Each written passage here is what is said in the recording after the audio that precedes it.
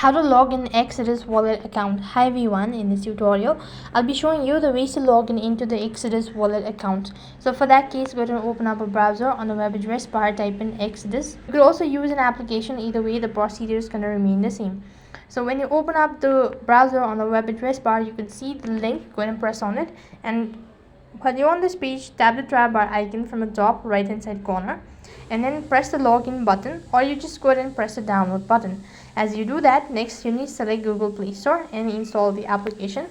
As you're done installing the application, go ahead and open it up. Then on the home page, go ahead and press the login button and enter in your credential. That could either be your wallet address or your username, user ID, whatever, and then the password, and you'll be logged into your account successfully.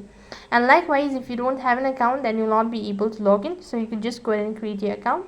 That is all for this video. I hope the video was helpful. Make sure to like, share and subscribe to our channel. Thank you for watching. See you in the next video.